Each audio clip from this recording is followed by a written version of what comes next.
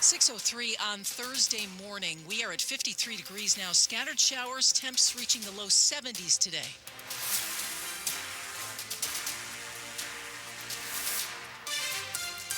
You may notice some fog as well. Good morning. I'm Michelle Basch. And I'm John Aaron. We begin with the latest on a story you may have just heard in CBS News. A suspect is in custody this morning, accused of shooting and killing two people last night outside the Capitol Jewish Museum in Northwest D.C. We begin our team coverage with WTOP's Kyle Cooper, who is at the scene and joins us live. Yeah, hey, John, this happened here near 3rd and F Streets in Northwest, just down the street from the FBI. D.C. Police Chief Pamela Smith says about 9 o'clock last night, a gunman walked up and started firing as people were leaving a reception. We received multiple calls for a shooting in the area of 3rd Street and F Street Northwest. Officers located one adult male and one adult female unconscious and not breathing at the scene. DC Fire and EMS responded, and despite all life-saving efforts, both victims succumbed to their injuries. Now, the names of the young couple shot and killed are Yaron Lashinsky and Sarah Milgram. They, according to the Israeli ambassador to the U.S., were about to be engaged. He says Yaron Lashinsky just bought the ring and was planning to propose next week in Jerusalem.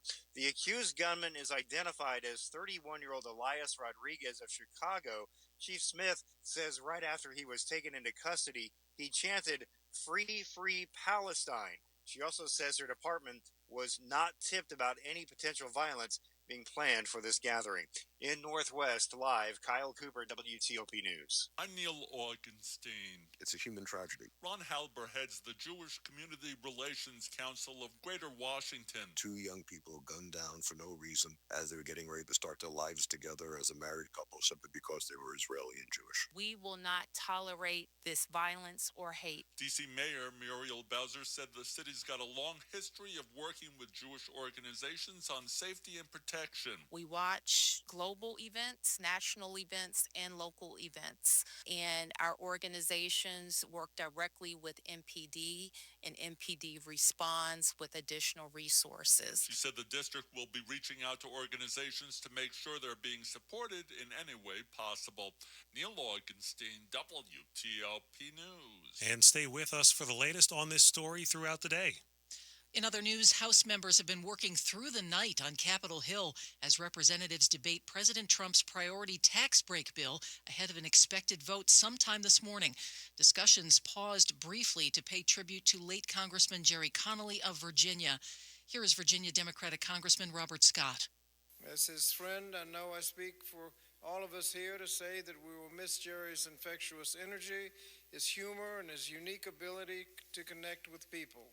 This is a loss for this chamber, the Commonwealth of Virginia, and our entire nation. Former Virginia Congresswoman Abigail Spanberger, who is now running for governor, served with Connelly in Virginia's congressional delegation from 2019 through the beginning of this year.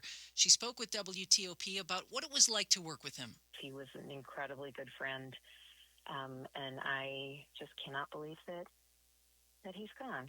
But the good thing is he was such an avid storyteller that so many of us will be telling Jerry Connelly stories for years and years into the future. Connelly announced last year that he had been diagnosed with cancer of the esophagus. Montgomery County Councilmember Will Joando says he's running for county executive.